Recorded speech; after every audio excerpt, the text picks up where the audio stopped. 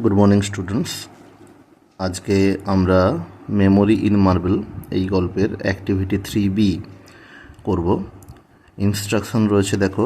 Let's make sentences. চলো আমরা বাক্য রচনা করি উইথ দ্য অ্যাডজেক্টিভস। অ্যাডজেক্টিভগুলো দিয়ে আগের দিন আমরা অ্যাডজেক্টিভ শিখেছি, তো সেই অ্যাডজেক্টিভগুলো দিয়ে আজকে আমরা কিছু মেক সেন্টেন্স করব, বাক্য বানাবো।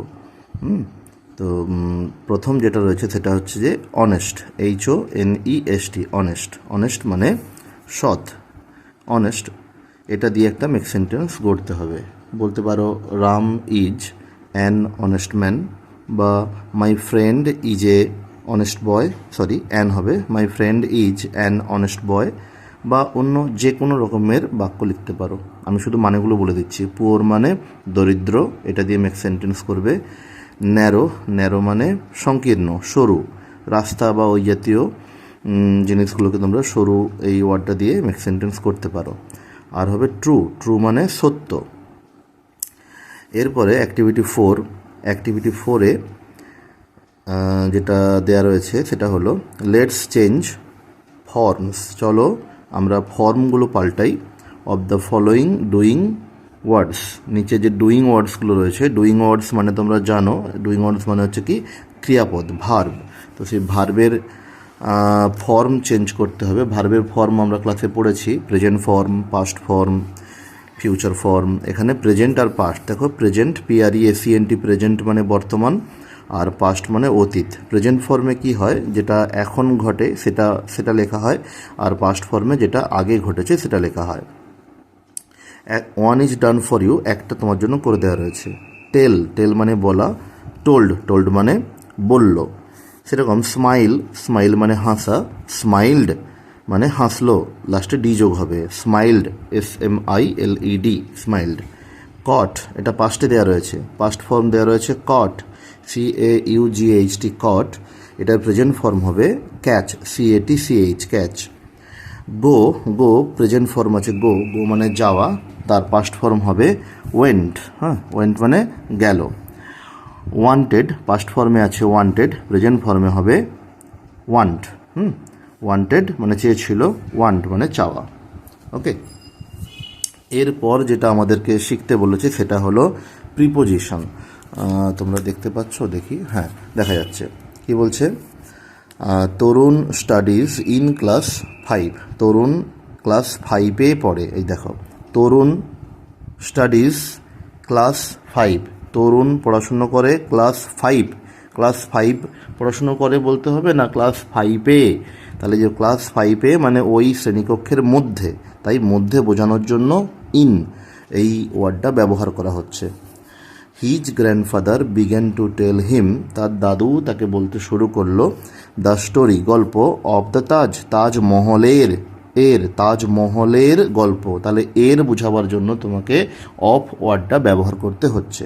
এই ইন আর of, the words in colour, রং করা যে শব্দগুলো, আর কল্ড প্রিপোজিশন, এদেরকে বলা হয় প্রিপোজিশন। বলে প্রিপোজিশনের একটা ডেফিনেশন দিয়েছে এখানে। A preposition is a word used before a noun. একটা প্রিপোজিশন হলো একটা শব্দ যা কোনো নাউন অর এ প্রোনাউন বা কোনো প্রোনাউনের আগে ব্যবহার হয় to indicate place, position, time or method. জায়গা বোঝাবার জন্য, অবস্থান বোঝাবার জন্য, সময় বা উপায় বোঝাবার জন্য, ঠিক আছে, পদ্ধতি বোঝাবার জন্য আমরা ব্যবহার করে থাকি। তো আরও কয়েকটা এক্সাম্পল তোমরা দেখতে পাবে। বইটা পরের পাতা উল্টাও, পরের পাতাতে কী দেওয়া রয়েছে দেখো, কয়েকটা করে দেওয়া আছে। প্রথম থেকে দেখো, the book is in the bag, বইটা রয়েছে ব্যাগের মধ্যে, পজিশন বোঝাবার জন্য কোথায় রয়েছে, বা প্লেসও বলতে পারো। The book is on the table, বইটা রয়েছে টেবিলের উপরে, এটাও পজিশন, অবশ্যই পজিশন মানে অবস্থান, এটা অবস্থান বোঝাবার জন্য প্রিপোজিশন লাগানো হয়েছে। The book is under the table, টেবিলের নিচে রয়েছে বইটি, আন্ডার মানে নিচে। This book is for you, এই বইটা হচ্ছে তোমার জন্য, ফর জন্য।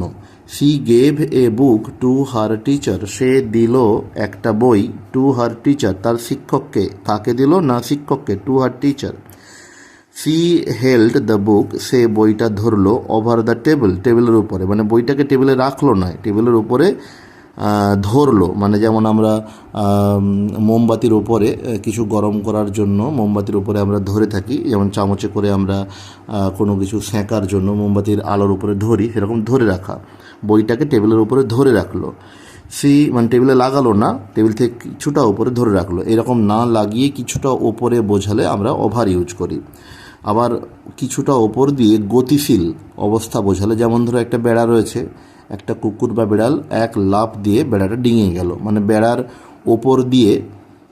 উপর কিছুটা একটা মানে ডিস্টেন্স থাকবে, সেই কিছুটা ওপর দিয়ে বেড়ালটা বা কুকুরটা লাফিয়ে চলে গেল। এই জাতীয় অবস্থান বোঝালে আমরা ওভার এই প্রিপোজিশনটা ব্যবহার করব। She read the book during class, এখানে সি রিড মানে হচ্ছে এখানে পড়লো, পড়ে নয়, এটা পাস্ট টেন্সে আছে, জানো তো। রিড আর রিড দুটোই একই ফর্ম, প্রেজেন্টেও রিড আর পাস্টেও রিড। যদি এটা প্রেজেন্ট ফর্ম হতো তাহলে সি রিডস হতো, যেহেতু এখানে সি রিড আছে তাহলে এটা পাস্ট টেন্সে আছে। She read the book during class, ক্লাসের সময় সে বইটা পড়লো। এইভাবে আমরা অনেকগুলো প্রিপোজিশন দেখলাম। এই শব্দগুলোকে প্রিপোজিশন বলে, যেগুলো কালার করা রয়েছে। এবারে তোমাদেরকে অ্যাক্টিভিটি 5 দিয়েছে, সেটা হলো ওই প্রিপোজিশনগুলো এখানে বসানো। নিচে দেখো প্রিপোজিশনের একটা লিস্ট দেওয়া রয়েছে এই বক্সটাতে। এই প্রিপোজিশনগুলো তোমাদেরকে এখানে এই শূন্যস্থান পূরণ করতে হবে।